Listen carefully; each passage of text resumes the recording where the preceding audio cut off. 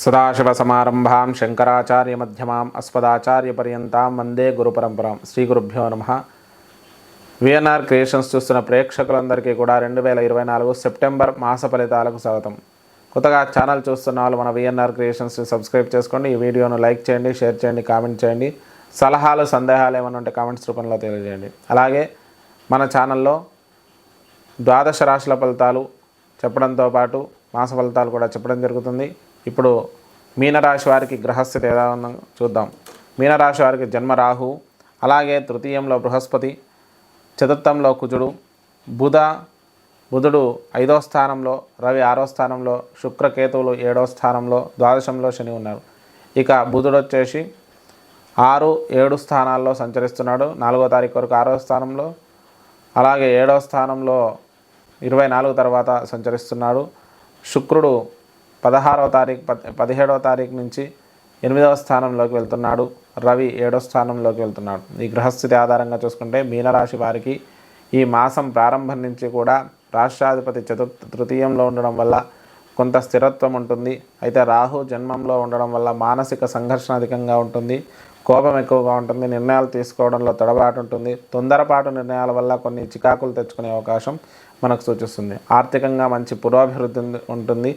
ఆకస్మిక ధనలాభాలు కూడా కలిగే అవకాశం మనకు సూచిస్తుంది.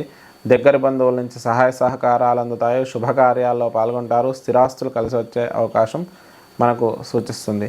స్థలాలు కొనడం, గృహ నిర్మాణాలు చేపట్టడం, వాహనాల కొనుగోలు ఇవన్నీ కూడా అనుకూలిస్తాయి. మాస మధ్యంలో కొంత ఇబ్బందులు ఎదురైనప్పటికీ కూడా మాసాంతంలో ఆ విషయాల్లో అనుకూలంగా ఉంటుంది. విద్యాపరమైన విషయాలలో మంచి అభివృద్ధి కాలంగా చెప్పుకోవచ్చు. బిజినెస్ మేనేజ్మెంట్, MBA విద్యార్థులందరూ కూడా అనుకూలంగా ఉంటుంది. మంచి విజయాలు సాధిస్తారు. విద్యార్థులకు మంచి శుభయోగంగా చెప్పుకోవచ్చు. సంతానపరమైన విషయాలలో శుభవార్తలు వింటారు. ఇక రుణాలు కూడా కొంతవరకు తీర్చే అవకాశం మనకు సూచిస్తుంది. దాంతోపాటు శత్రుబాధ అనేది కొద్దిగా ఉంటుంది. అధికంగా ప్రతి వారితో కోపం వల్ల మీకు శత్రువులు పెరిగే అవకాశం ఉంది. సంయమనంతో ఉండండి. అనవసరమైన గొడవల్లో తలదూర్చకుండా ఉండడం మంచిది. భార్యాభర్తల మధ్య అనుకూల వాతావరణం ఉంటుంది. ఒకరి నుంచి ఒకరికి సహాయ సహకారాలు అందుతాయి. శుక్రుడు 8వ స్థానంలోకి వెళ్ళడం వల్ల మాస మధ్యం నుంచి 17వ తారీఖు తర్వాత ఆరోగ్యపరంగా చూసుకుంటే కొంత జలుబు, తలనొప్పి ఇలాంటి అనారోగ్య సమస్యలు, చిన్న చిన్న సమస్యలు అయితే వచ్చే అవకాశం ఉంది. ఆరోగ్యపరంగా కొంత జాగ్రత్తగా ఉండండి. తల్లిదండ్రుల నుంచి కూడా కొంత సహాయ సహకారాలు అందుతాయి. శుభకార్యాలలో పాల్గొంటారు.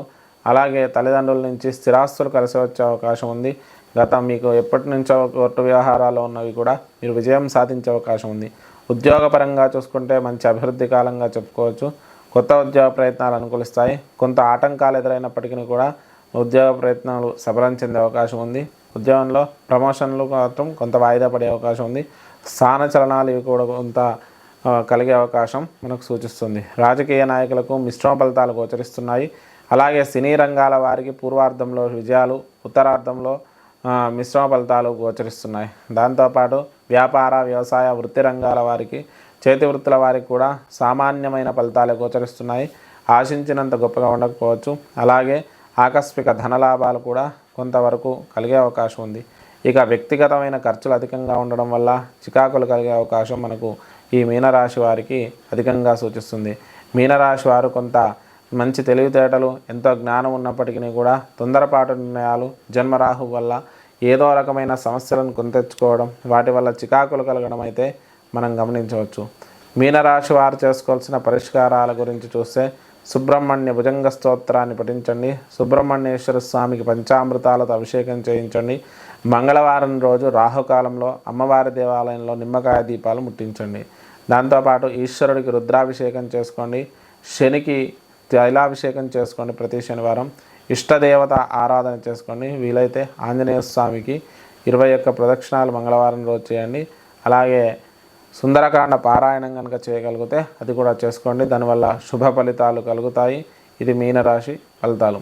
మరి చూశారు కదా మీనరాశి యొక్క ఫలితాలు. అలాగే మన విఎన్ఆర్ క్రియేషన్స్ని సబ్స్క్రైబ్ చేసుకోండి. ఈ వీడియోను లైక్ చేయండి, షేర్ చేయండి, కామెంట్ చేయండి. సలహాలు సందేహాలు ఏమైనా ఉంటే కామెంట్స్ రూపంలో తెలియజేయండి. స్వస్తి.